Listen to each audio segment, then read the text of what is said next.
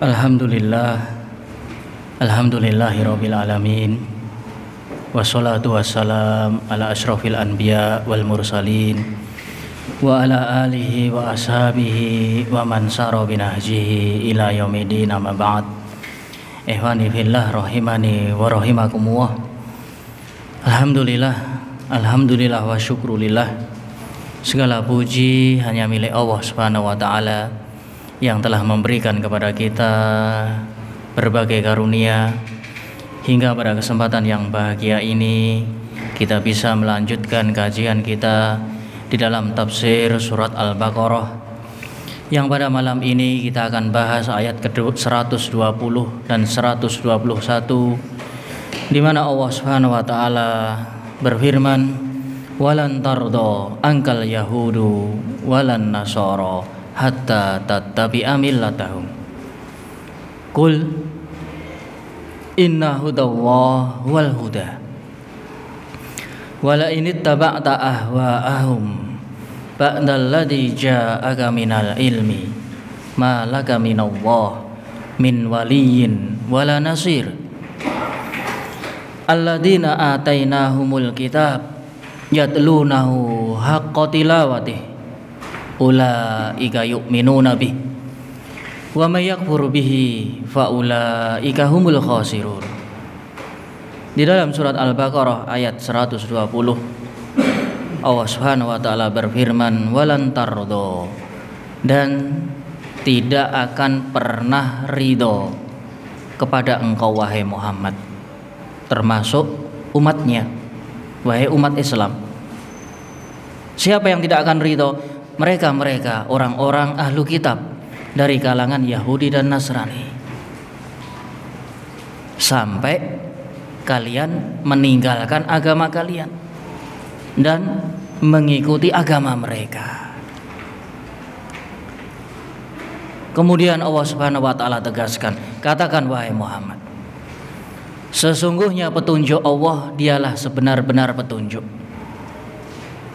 Kalau sekalian wahai Nabi yang mulia dan umat Islam, kalian mengikuti keinginan-keinginan hawa nafsu mereka dari kalangan ahli kitab, padahal setelah datang kepada kamu ilmu penjelasan dari Allah Subhanahu wa taala, maka sungguh bila engkau meninggalkan kebenaran yang datang dari Allah, maka Allah tidak akan memberikan kepadamu pertolongan ataupun perlindungan.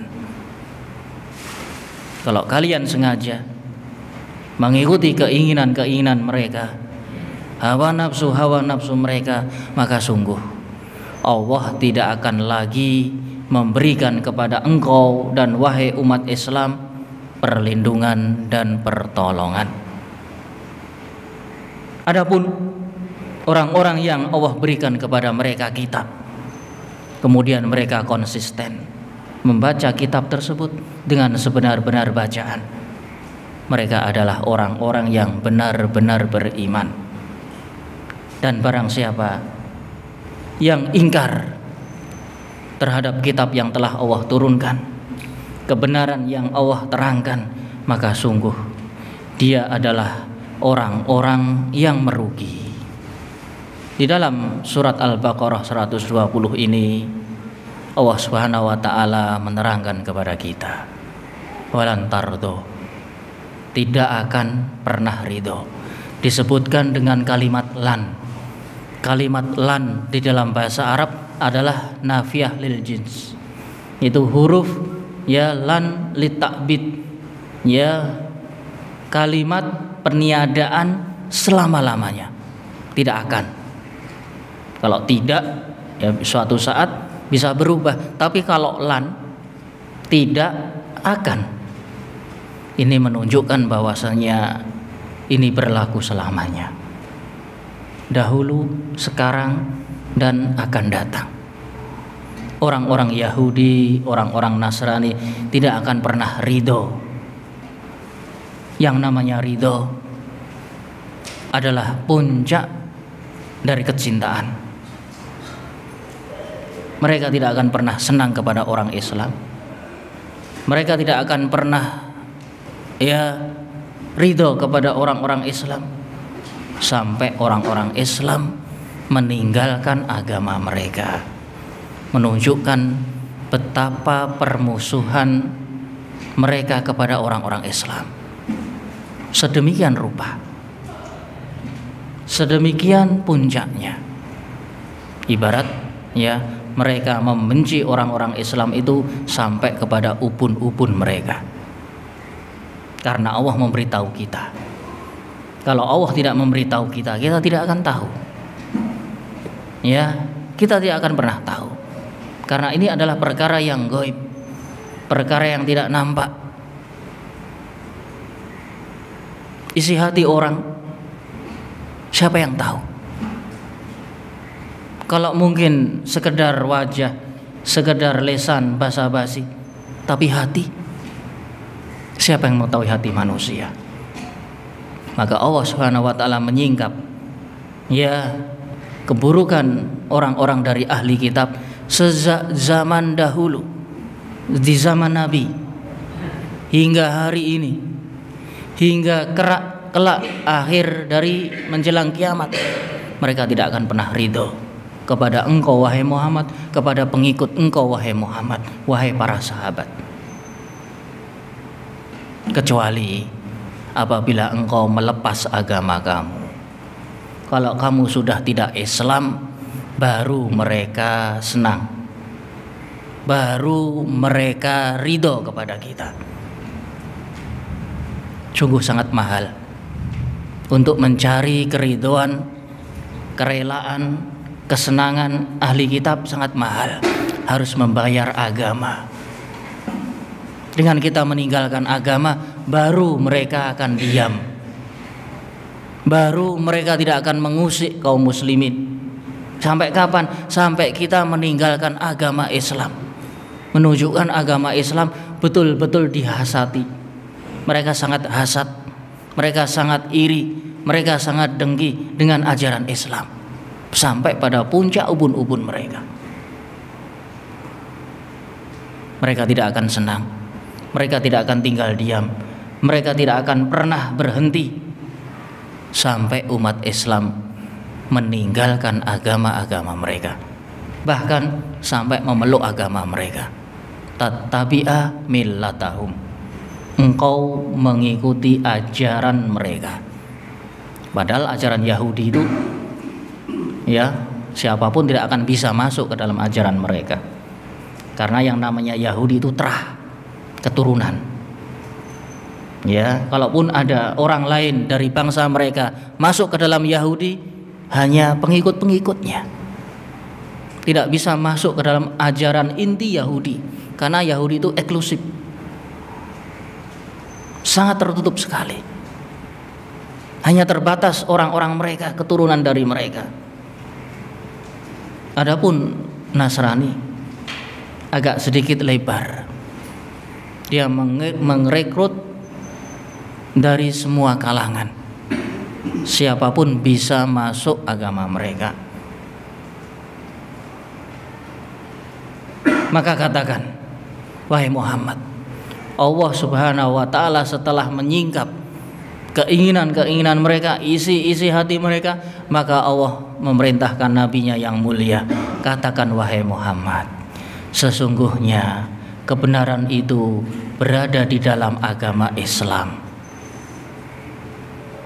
Sesungguhnya petunjuk Allah adalah ada di dalam agama kamu, agama Islam. Sehingga engkau tidak pernah ragu, jangan pernah khawatir, jangan pernah takut. Kebenaran adalah kebenaran yang engkau anut. Qul innal huda hudallah wal huda. Petunjuk Allah adalah petunjuk yang engkau sedang kamu pelajari, sedang engkau anut. Dia adalah agama yang sahih. Kalau sampai engkau berani meninggalkan agama yang lurus ini dan mengikuti keinginan mereka, mereka selalu menggoda. Mereka tidak akan pernah tinggal diam. Kalau sampai engkau hanyut dengan keinginan mereka, maka malak padahal telah datang kepada engkau petunjuk dari Allah setelah wahyu sampai kepada dirimu, setelah kebenaran telah engkau ketahui, engkau pelajari, maka kalau engkau berpaling dari agama Allah, Allah Subhanahu wa ta'ala akan berpaling dari kalian, tidak lagi memberikan pertolongan, tidak lagi memberikan perlindungan, menunjukkan bahwasanya Allah menjaga agamanya dan pengikut-pengikutnya. Kalau umat Islam tidak lagi konsisten terhadap agamanya, maka Allah akan berlepas tangan. Kalau orang-orang Islam sudah tidak lagi berpegang penuh dengan syariat yang benar, yang lurus, yang murni ini, maka Allah juga akan berlepas tangan, tidak memberikan pertolongan, tidak lagi memberikan perlindungan. Ini ancaman dari Allah Subhanahu wa ta'ala. Kalau orang Islam kendor dari agama mereka, mulai meninggalkan agama-agama mereka, mulai tidak lagi berpegang dengan agama yang lurus, yang murni ini, sudah melakukan hal-hal penyimpangan, maka Allah juga tidak akan pernah lagi memberikan perlindungan ataupun pertolongan. Menunjukkan pertolongan itu datang bagi mereka-mereka yang berpegang kuat terhadap dinul Islam.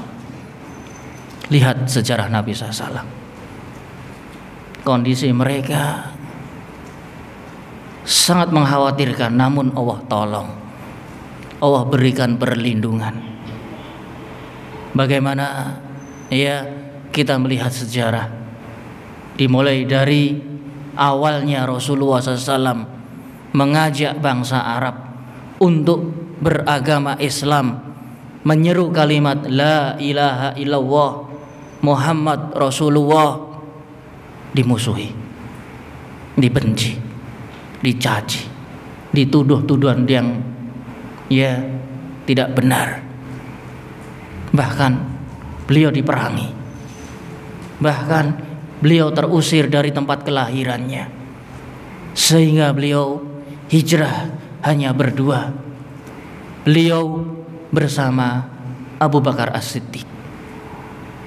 Tapi Allah selamatkan. Bagaimana mukjizat Nabi SAW ketika di Gua Hira, ketika di Gua Thawr, yang dimana pasukan-pasukan Quraisy mengejar sampai ke Gua Thawr. Kalau seandainya mereka mau melihat ke bawah, akan mendapati Nabi SAW berada di dalamnya, karena posisi gua pada cekungan bawah. Kalau mereka turun dari kuda-kuda mereka kemudian menengok ke bawah, masuk ke dalam gua, mereka akan menangkap Nabi SAW. Namun bagaimana Allah melindungi Nabi SAW? Tidak seorang pun mengira, menyangka bahwasanya Nabi bersama Abu Bakar bersembunyi di dalam gua. Perlindungan dari Allah, pertolongan dari Allah Subhanahu wa ta'ala. Demikian pula kisah perjalanan hijrah Nabi.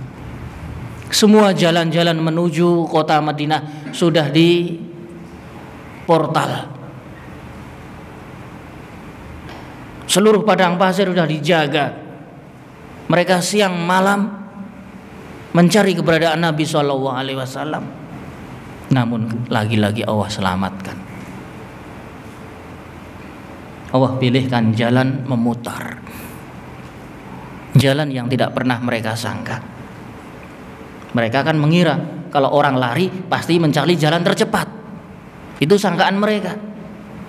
Maka seluruh kota perjalanan sampai gurun-gurun pasir dijaga oleh mereka. Diterjunkan seluruh pemuda dan pasukan-pasukan mereka bersenjata lengkap. Karena di waktu itu memberikan sayembara, barang siapa yang mendatangkan kepala Muhammad, paling tidak hidup atau mati, dia akan mendapatkan imbalan yang sangat fantastis. tidak pernah diberikan sebelumnya. Tapi lagi-lagi Allah menolong. Wa makaru wa makaruwa. Mereka berbuat makar, berbuat tipu daya, maka Allah membalasi tipu daya mereka. Allah perintahkan nabinya untuk mengambil jalan memutar yang jauhnya 3 kali lipat. Dan ini tidak dibayangkan oleh mereka sama sekali. Pikiran mereka kalau orang lari, orang melarikan diri itu pakai jalan yang sepintas, walaupun terjal, walaupun bahaya. Tapi tidak dipikir oleh mereka bahwasanya Nabi sebaliknya. Nabi berjalan memutar kota Mekah hingga mengelilingi hingga jalan yang sangat amat jauh hingga sampai ke Madinah. Tidak dijaga sama sekali. Lagi-lagi Allah berikan pertolongan, perlindungan kepada nabinya. Begitu pula sampai ketika di Madinah, Allah berikan pertolongan, perlindungan. Allah jadikan hati-hati orang Ansor, penduduk-penduduk Madinah bergembira, menyambut ria, antusias untuk memeluk agama Islam. Mereka sangat bangga tempat mereka didatangi oleh seorang nabi beserta pendampingnya. Sangat bangga. Ini menunjukkan hati-hati mereka bersih. Siapa yang tidak senang tempatnya, wilayahnya disinggahi oleh utusan Allah? Mereka memberikan welcome, memberikan penyambutan yang sangat hangat. Bahkan anak-anak kecil, wanita menyambut dengan riang. Lagi-lagi pertolongan dari Allah. Begitu sampai kota Madinah, Nabi SAW mencari suatu tempat untuk dijadikan sebagai masjid. Dan begitu onta Nabi berhenti tepat di hadapan kebun seorang anak yatim dari penduduk Madinah, kemudian Nabi menanyakan, ini tempat siapa? Kebun yang luas ini milik siapa? Ada apa wahai Rasulullah? Kenapa engkau menanyakan hal ini? Baru-baru datang bertanya tentang masalah kepemilikan.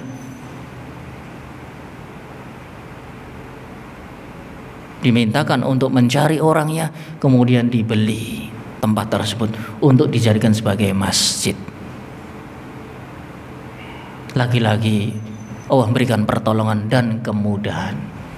Seorang anak yatim tersebut dibilangi dan ridho kalau tempat tersebut dijadikan sebagai masjid yang menjadi Masjid Nabawi hingga sekarang ini. Terus Islam berkembang luas. Ketika para sahabat berpegang teguh dengan dinul Islam, maka banyak-banyak pertolongan, perlindungan dari Allah. Mulai dari perang Badar, di mana orang-orang Quraisy menyerbu penduduk Madinah di wilayah Badr, tepi kota Madinah, daerah-daerah perairan. Mereka dengan persenjataan lengkap, jumlahnya tidak kurang dari 900 pasukan, sedangkan Nabi bersama rombongannya hanya sejumlah 300 orang. Dengan kondisi terbatas, dengan tidak membawa persenjataan sama sekali, karena niat Nabi Shallallahu Alaihi Wasallam ingin mencegat kafilah dagang milik Abu Sufyan. Niatnya hanya ingin memberhentikan, ingin merampas kafilah dagang, sehingga tidak membawa perlengkapan sedikit pun. Tapi karena pandainya Abu Sufyan saat itu, memiliki mata-mata, mendengar bahwasanya Nabi ingin mencegat kafilah dagang mereka, Abu Sufyan pun berjalan memutar sambil mengutuskan telik sandi untuk meminta pertolongan dari bangsa Quraisy, sehingga yang dicegat Nabi adalah pasukan perang, bukan kafilah dagang dari Abu Sufyan. Kafilah dagang Abu Sufyan sudah meninggalkan Madinah jauh-jauh hari. Adapun yang ditemui Nabi adalah pasukan perang yang jumlahnya hampir 1.000, 3 kali lipatnya jumlah kaum muslimin saat itu. Mau mencegat kafilah dagang, ternyata yang dijumpai adalah pasukan perang.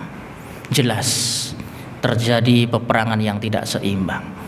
Bahkan para sahabat tidak membawa senjata. Bagaimana mungkin orang yang tidak berniat perang kemudian dihadapkan dengan perang? Dan itu adalah pilihan Allah.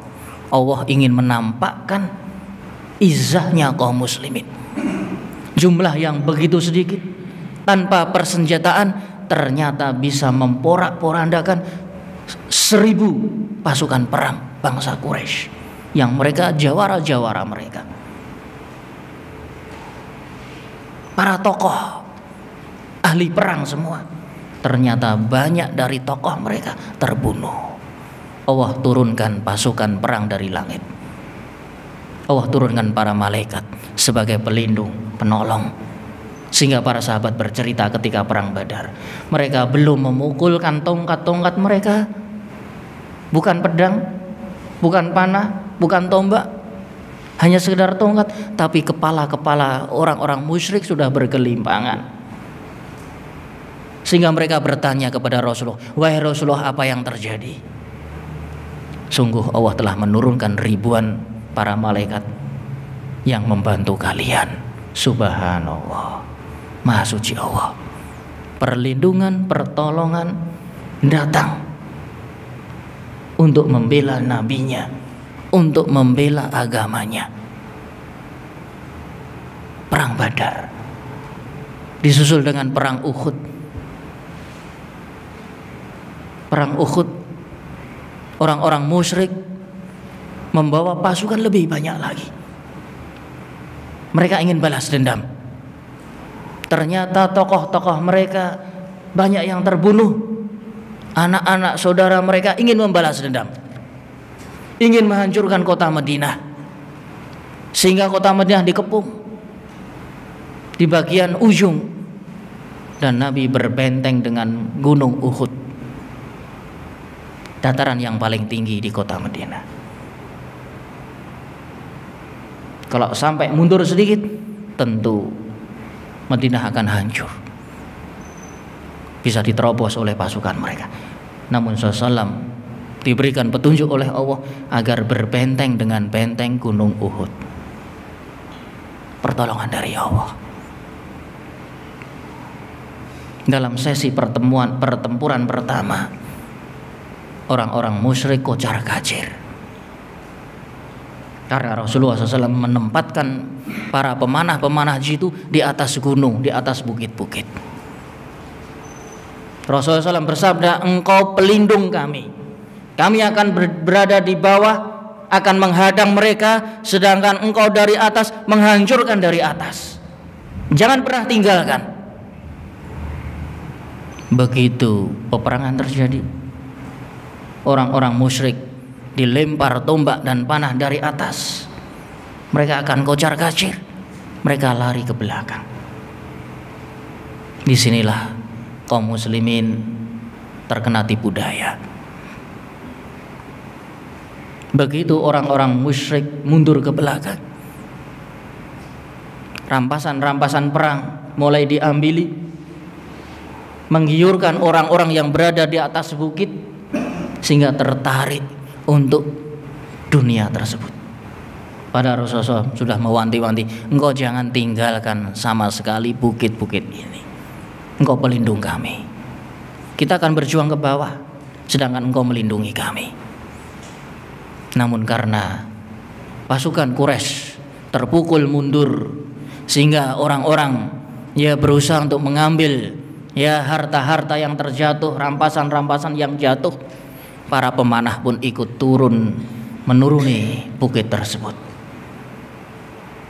Yang di saat itu pasukan Quraisy terdapat Khalid bin Walid, jawara perang dari orang musyrik saat itu.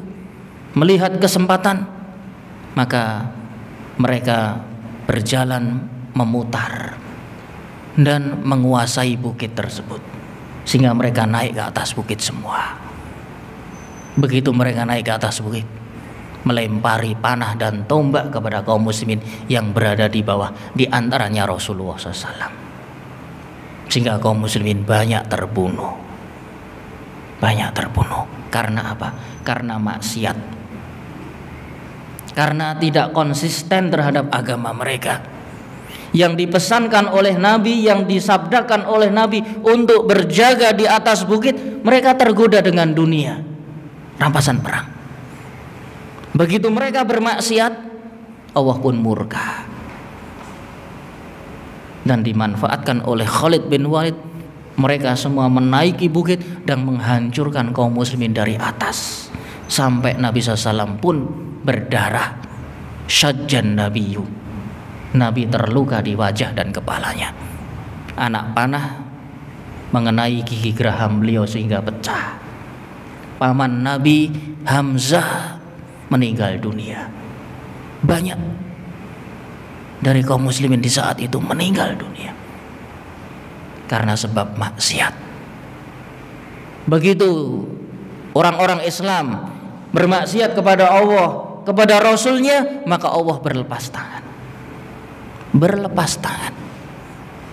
Kalau hanya satu maksiat saja menjadikan Allah untuk berlepas tangan kepada Nabi, kepada para sahabat, bagaimana dengan kita yang di saat ini terang-terangan meninggalkan syariat, tidak beribadah sesuai dengan ketentuan yang Allah gariskan? Bagaimana Allah bisa memberikan pertolongan? Bagaimana Allah memberikan perlindungan kalau dari bukan kesalahan kaum muslimin itu sendiri? Maka di sini Allah katakan, wala inittaba'ta ahwa'ahum, kalau seandainya engkau mengikuti hawa nafsu mereka, keinginan mereka, setelah datang kepada kalian kebenaran, maka Allah tidak lagi memberikan pertolongan, demikian pula perlindungan. Kita bisa ambil ibrah dari kisah perang Uhud. Kalau sekelompok sahabat hanya menyelisih satu sabda Nabi saja, membikin musibah seluruh kaum muslimin, membikin terbunuhnya orang-orang saleh, bagaimana dengan orang-orang Islam di saat ini berlomba-lomba meninggalkan agama mereka, meninggalkan masjid, meninggalkan ibadah kepada Allah, berbuat kesyirikan, menyembah selain Allah, walaupun statusnya orang Islam. Sekarang siapa yang pelaku maksiat yang paling banyak? Orang Islam. Pencurian yang paling banyak siapa yang melakukan? Orang Islam itu sendiri. Pembunuhan yang paling banyak dilakukan siapa pelakunya? Orang Islam itu sendiri. Kesyirikan, kekufuran yang paling banyak melakukan siapa kalau bukan orang Islam itu sendiri? Maka ketika orang Islam, kaum muslimin, mereka tega meninggalkan syariat Allah, agama Allah, maka Allah pun tega untuk melepas mereka, tidak lagi memberikan perlindungan, tidak lagi memberikan pertolongan, bahkan yang ada adalah azab, cobaan, teguran dari Allah. Selagi ayat-ayat yang dibaca tidak lagi bisa menegur hati manusia, maka Allah berikan teguran yang berupa tanda-tanda kekuasaan Allah. Terjadi gempa, terjadi gunung meletus, terjadi banjir, terjadi musibah, terjadi peperangan, terjadi pembunuhan, berbagai macam yang sifatnya teguran dari Allah. Kenapa? Karena ayat-ayat yang dibaca, baik itu Al-Quran, baik itu As-Sunnah, tidak bisa lagi menegur hati manusia. Hati manusia sudah mati, hatinya menjadi mayit, hatinya tidak lagi hidup, hatinya tidak lagi konsisten. Maka Allah memberikan teguran yang kedua berupa teguran-teguran kauniyah. Maka Allah memberikan teguran para sahabat, yang meninggalkan bukit-bukit, Allah berikan teguran berupa kematian, berupa musibah. Bahkan Nabi SAW yang tidak memiliki dosa, yang tidak memiliki kesalahan, juga menanggung akibatnya. Beliau terkena wajah beliau anak panah, menancap di geraham beliau sehingga pecah. Padahal sudah dilindungi oleh para sahabat. Sahabat sudah berkerumun menutupi Nabi SAW, namun ada saja panah yang melesat. Beliau juga memakai baju besi, pelindung dari besi, helm dari besi, namun Allah menegur. Orang yang tidak berdosa pun, orang yang paling suci pun mendapatkan imbasnya. Bagaimana orang-orang yang berdosa? Kalau sampai Nabi saja mendapatkan teguran karena olah dari sebagian sahabat, bukan seluruh sahabat, sebagian saja. Karena sabda Nabi itu adalah wahyu dari Allah. Allah perintahkan kepada nabinya untuk para sahabat berjaga di bagian-bagian atas, bukit-bukit yang tinggi, melindungi kaum muslimin yang berada di bawah. Ternyata ini mereka bermaksiat kepada Allah dan Rasulnya, menanggung resikonya. Kekalahan yang amat dahsyat. Padahal jumlah kaum muslimin saat itu banyak, begitu banyak. Rasulullah SAW berserta para sahabat membawa persenjataan lengkap, begitu lengkap. Semuanya memakai pakaian besi, baju besi, pelindung besi. Tapi tetap saja para sahabat banyak menjadi korban, meninggal dunia. Ini adalah bukti ketika kaum muslimin berpaling dari agama. Wala ini tabakta ahwaahum, kalau seandainya orang-orang Islam mengikuti hawa nafsu, keinginan dari mereka, maka tidak lagi Allah Subhanahu wa taala memberikan pertolongan, demikian juga perlindungan. Imam As-Sa'di di dalam tafsir Karimur Rahman fi Tafsiril Manan mengatakan di dalam kitabnya, yukhbiru ta'ala rasulahu, Allah Subhanahu wa taala menghabarkan kepada rasulnya, annahu la yarda minhul yahud walan nasara illa bittiba'i dinahum. Orang-orang ahli kitab dari kalangan Yahudi, dari kalangan Nasrani tidak akan pernah ridho kepada orang-orang Islam sampai mereka meninggalkan agama mereka, sampai mereka mengikuti keyakinan mereka. Li'annahum du'atun ilad din alladhi hum alaih, karena orang-orang Yahudi meyakini kebenaran agama mereka. Orang-orang Nasrani juga meyakini kebenaran agama mereka, sehingga mereka tidak ridho terhadap agama Islam. Mereka fanatik terhadap agama mereka. Kalau orang Yahudi saja fanatik, orang Nasrani fanatik terhadap mereka, kenapa orang Islam tidak fanatik? Justru malah mundur, meninggalkan agamanya, bahkan mengikuti budaya mereka. Ini suatu kekalahan, suatu kesalahan. Yasumuna annahul huda, karena mereka menganggap ajaran mereka adalah kebenaran. Setiap agama pasti meyakini agama mereka benar. Tapi justru yang lemah kaum muslimin justru kendor. Kalau mereka fanatik, ternyata orang-orang Islam tidak boleh fanatik terhadap agamanya. Ini sudah didoktrin. Kamu orang Islam jangan fanatik dengan Islam. Padahal orang Yahudi, orang Nasrani, agama lain, mereka fanatik terhadap agama mereka, dibiarkan begitu saja. Sedangkan orang Islam ditindas. Kamu tidak boleh fanatik. Kamu harus biasa-biasa saja menjalankan agama. Tidak boleh fanatik terhadap Islam. Umat Islam disuruh kendor, disuruh melemah, sedangkan mereka tetap pada posisinya. Maka Allah pun menjawab, Kul, katakan wahai Muhammad, inna hudallah wal huda. Yang namanya petunjuk Allah dialah petunjuk yang benar. Petunjuk yang dibawa Nabi Muhammad SAW adalah petunjuk yang benar.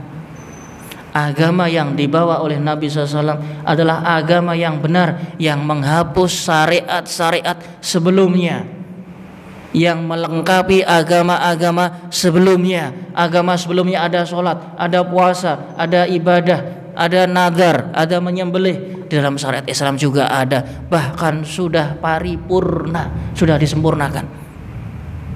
Apa yang gak sempurna dalam Islam? Urusan puasa. Puasa sudah diatur dalam Islam. Menahan pembatal puasa dari munculnya fajar hingga terbenamnya matahari, sudah sempurna.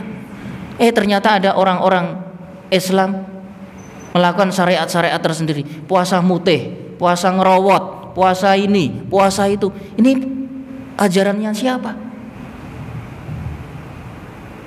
Bukankah sudah dilengkapkan puasa? Puasa sudah diatur oleh Nabi, diberikan contoh. Tapi ternyata orang-orang Islam itu sendiri yang keluar dari syariatnya. Wah, saya mau puasa mutih, saya mau puasa ngerawat, saya mau puasa ini dan itu. Ini syariatnya siapa? Bisa jadi puasa mutih itu syariat sebelum Islam.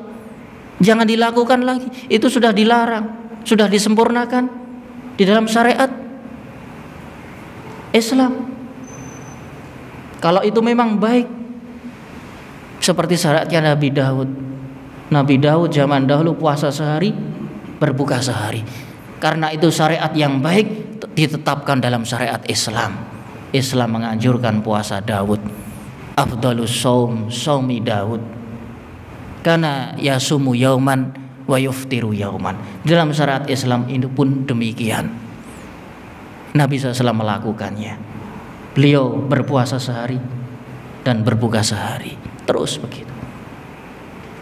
Karena apa? Karena syariat ini hak, sehingga diabadikan dalam Islam. Adapun syariat-syariat yang tidak lagi relevan, tidak lagi cocok, ada kekurangannya, maka ditinggalkan, diganti dengan yang baru. Sholat misalkan, sejak awal dari kenabian Nabi Adam sudah ada sholat, tapi tata caranya, bentuknya, ritualnya berbeda-beda antara nabi dan nabi yang lain,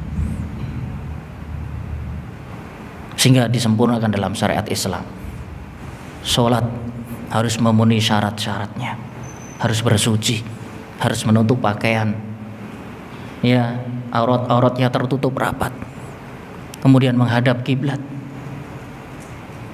kemudian bertakbir Allahu Akbar, hingga diakhiri dengan salam.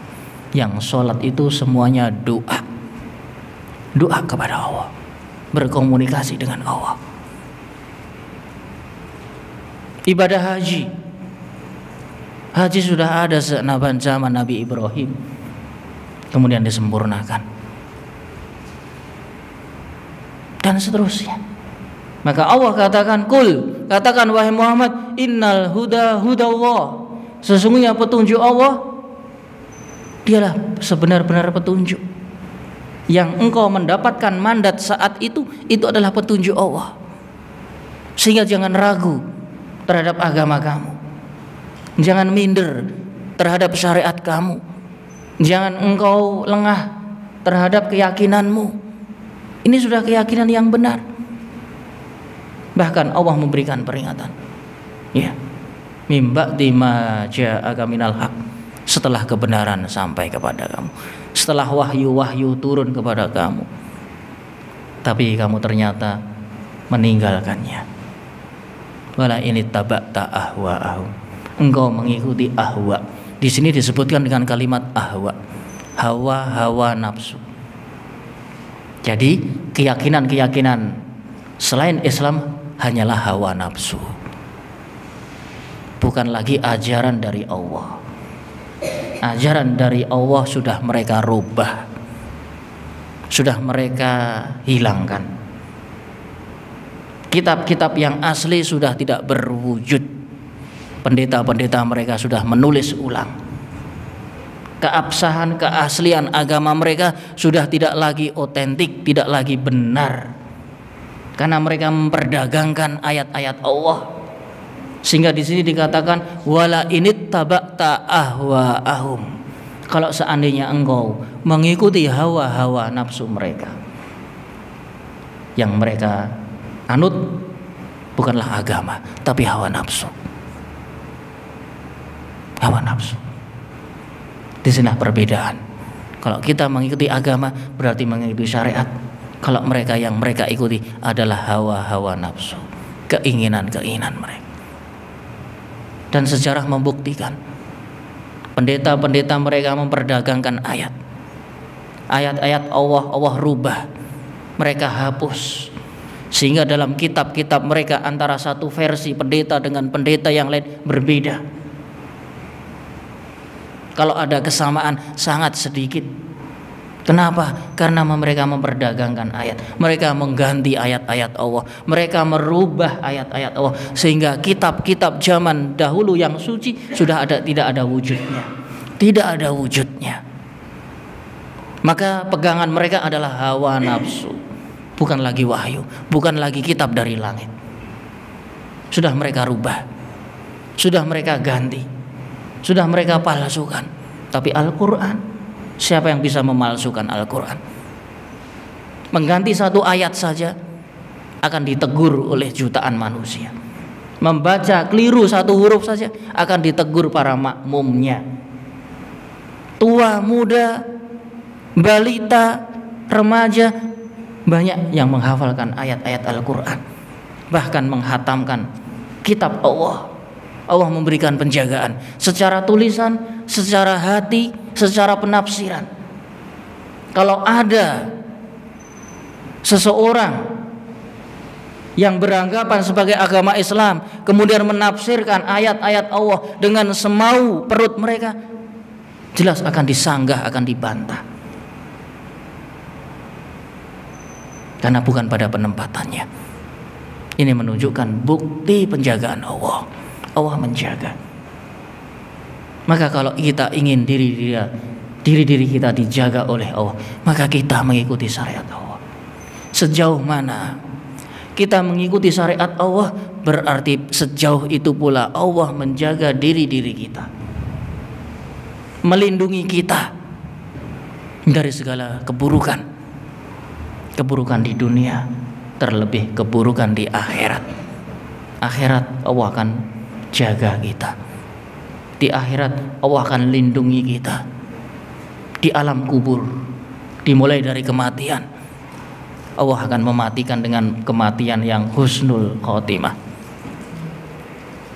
Di dalam alam kubur, ya, dia disambut dengan dua malaikat penanya, dan dia dimudahkan untuk menjawab pertanyaan-pertanyaan malaikat. Sehingga Rasulullah SAW mendoakan para sahabat yang meninggal dunia, yang gugur, is'alullaha sabat, mohonlah kepada Allah agar mereka-mereka yang meninggal ini, yang sekarang ini sedang ditanya oleh malaikat, agar diberikan keteguhan di dalam menjawab pertanyaan-pertanyaan malaikat di alam kubur. Karena arwah mereka dikembalikan kepada jasadnya di kubur-kubur mereka. Ditanya oleh dua malaikat fitnah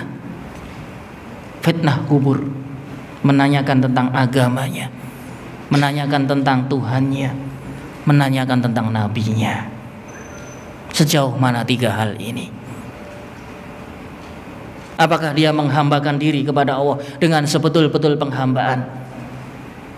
Apakah dia sudah mengikuti petunjuk Nabi dengan sebenar-benar mengikuti, atau hanya sebagian saja? Sudahkah dia menjalankan syariat Islam secara kafah, atau hanya sepotong-sepotong saja? Jawaban tersebut realita menjadi amal-amal keseharian kita. Bagaimana kita mengamalkan syariat Islam, itulah yang menjadi jawaban di alam kubur. Maka Rasulullah SAW meminta para sahabat-sahabat yang gugur agar mereka diberikan keteguhan di dalam menjawab pertanyaan-pertanyaan malaikat. dan orang-orang yang beriman Allah berikan perlindungan. Mereka menjawab ya dengan kemudahan, sehingga orang-orang yang di dalam kubur tersebut dilapangkan kuburnya sejauh mata memandang, diberikan wewangian,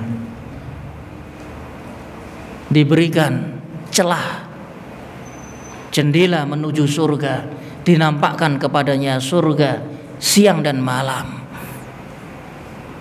Kalau kamu hari kiamat dibangkitkan, tempatmu seperti ini. Sudah diperlihatkan.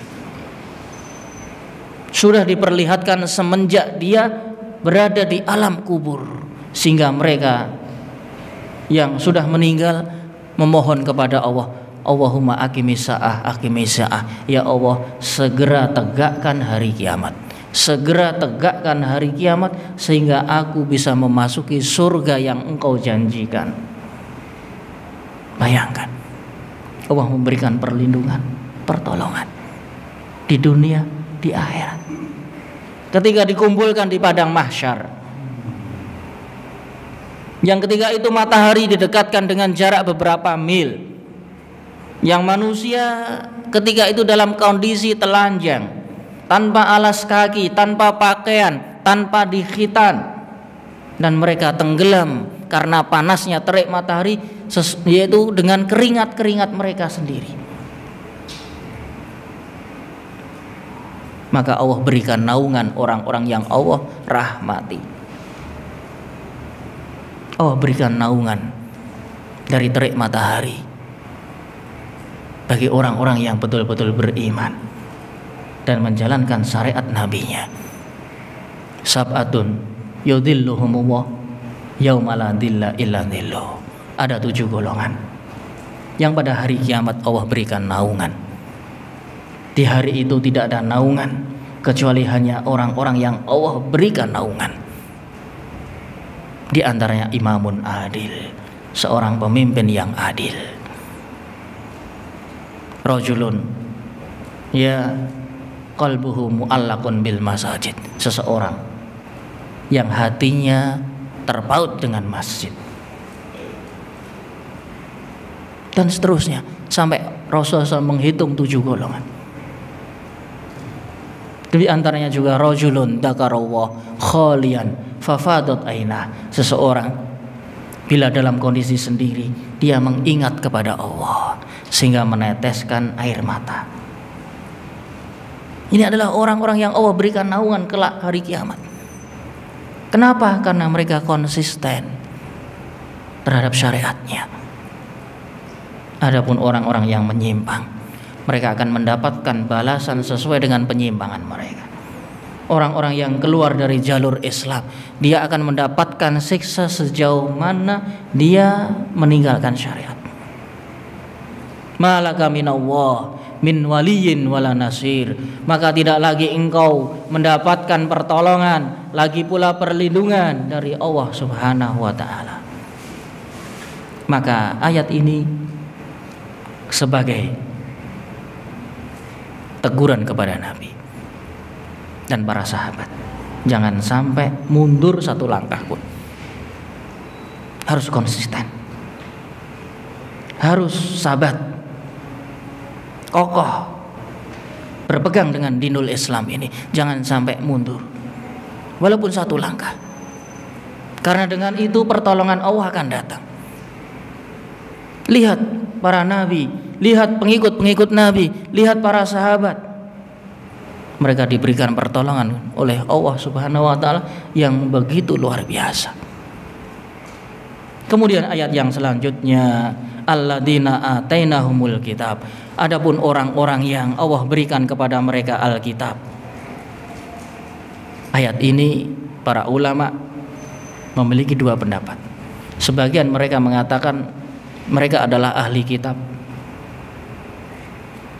Di dalam sebab nuzul ayat ini dikatakan bahwasannya Ja'far bin Abi Thalib ketika pulang dari Habasyah setelah hijrah, kemudian Rasulullah SAW sudah mendapatkan tempat yang aman yaitu Madinah, mereka kembali pulang ke Madinah.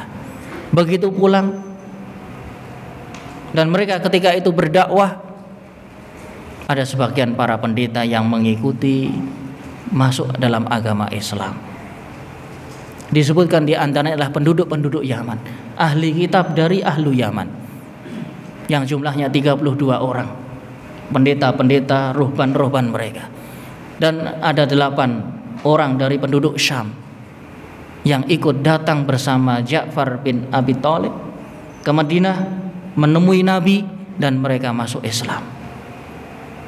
Dan mereka konsisten dengan keislaman mereka, sehingga Allah turunkan ayat ini, alladzina atainahumul kitab yatlunahu haqqa tilawatihi ulaika yu'minuna bih. Adapun ahli-ahli kitab, sebagian mereka yang konsisten terhadap agama mereka, kemudian mereka masuk Islam dan membaca ayat-ayat yang Allah turunkan kepada mereka dengan sebenar-benar membaca dan mengikuti sekaligus mengamalkan, maka mereka adalah orang-orang yang beriman, orang yang beriman.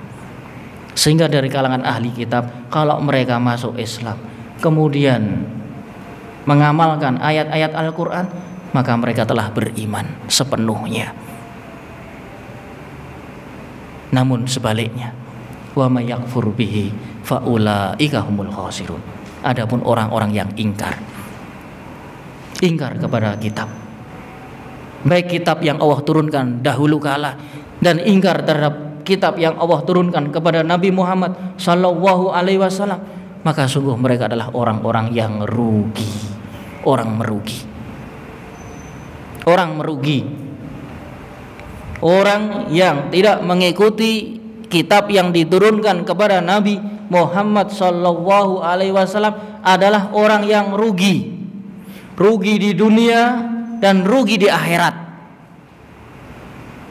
Rasulullah SAW pernah bersabda, tidaklah seorang Yahudi, tidaklah seorang Nasrani, tidaklah seorang Majusi, penyembah api, penyembah matahari, mereka mendengar Nabi Muhammad, mendengar kitab yang dibawa oleh Nabi Muhammad, kemudian tidak mau mengikuti, illa huwa min ashabin nar, dan dia mati, maka kematian dia divonis di dalam api neraka. Siapapun itu, dari kalangan Yahudi, dari kalangan Nasrani, bahkan orang-orang Majusi, termasuk di dalamnya penyembah berhala, termasuk di dalamnya orang-orang animisme yang tidak punya keyakinan, kemudian dia sudah mendengar nama Nabi Muhammad, mengetahui Al-Quran yang dibawa oleh Nabi yang terakhir ini, namun tidak mau beriman, tidak mau mengikuti, dan dia mati dalam tidak beriman, maka dia adalah penghuni api neraka. Begitu mati, dia masuk neraka. Di alam kubur dia akan disiksa.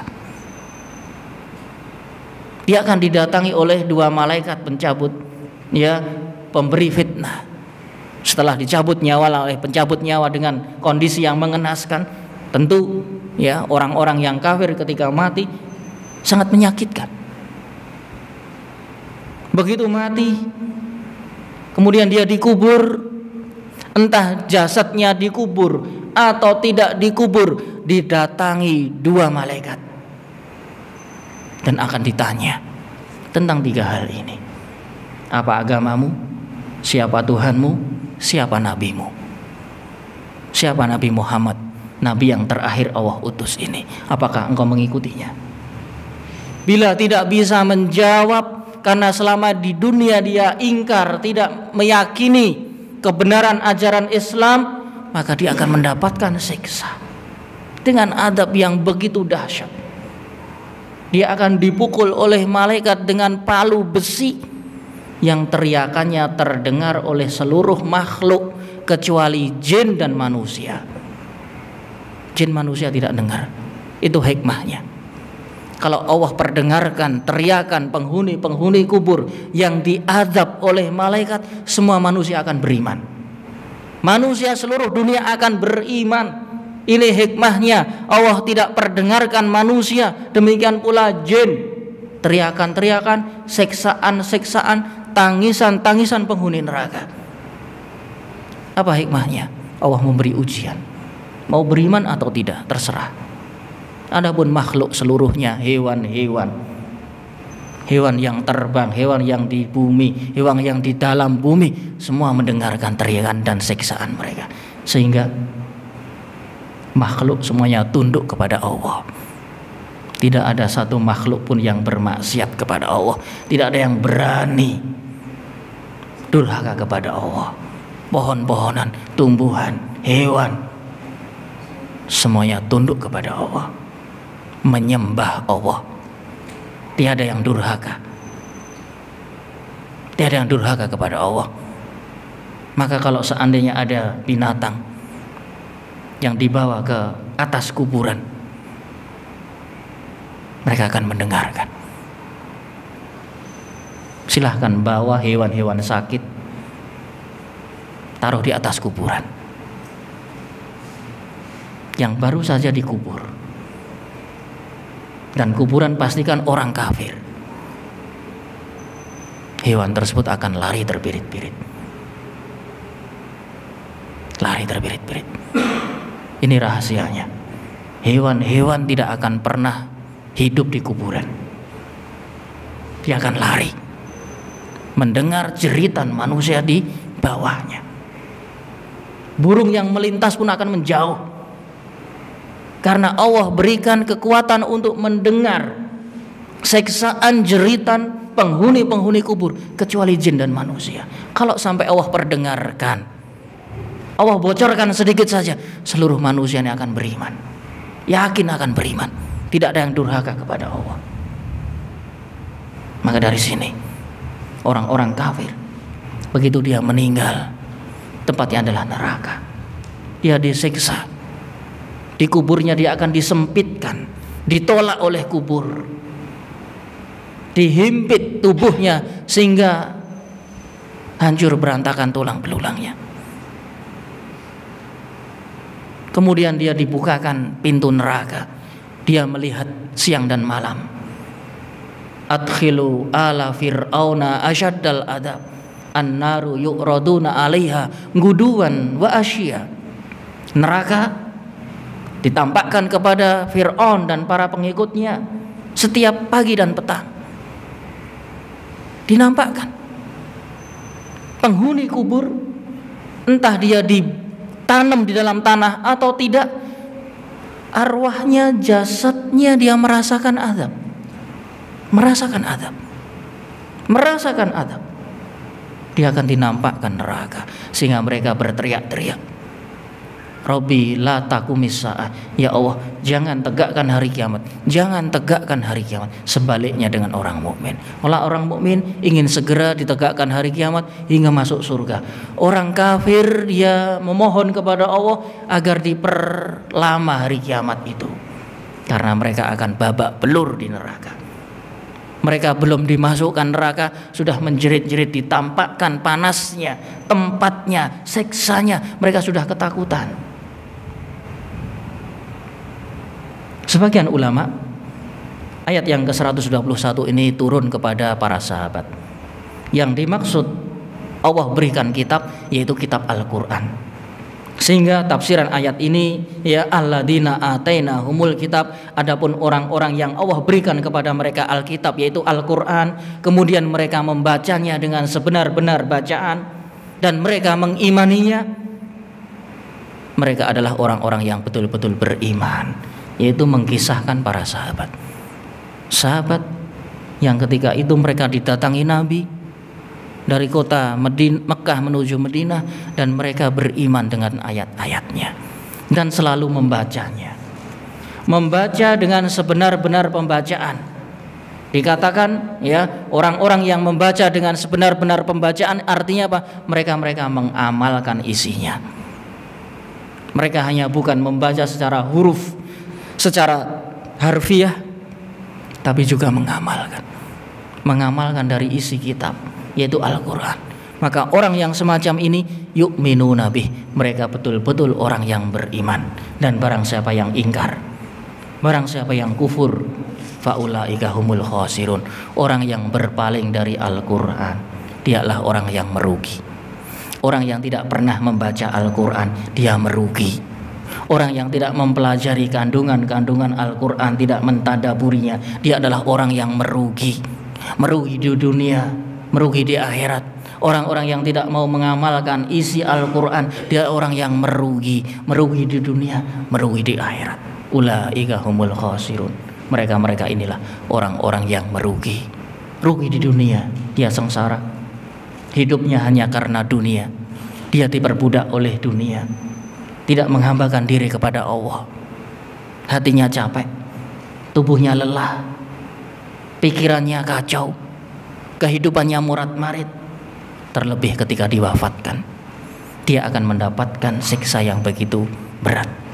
Semoga kita dilindungi oleh Allah Subhanahu wa taala sehingga kita mampu menjalankan syarat Islam secara kafah, bisa menjalankan syarat Islam yang murni ini, dan kita mempelajari kandungan-kandungannya dan mengamalkannya. Dan semoga Allah ridho kepada kita hingga kita mendapatkan kenikmatan di dunia dan kenikmatan di akhirat, sehingga Allah memasukkan ke dalam jannah al-firdaus al-a'la. Subhana wa bihamdika asyhadu an la ilaha illa anta astaghfiruka wa atubu ilaik. Assalamualaikum warahmatullahi wabarakatuh.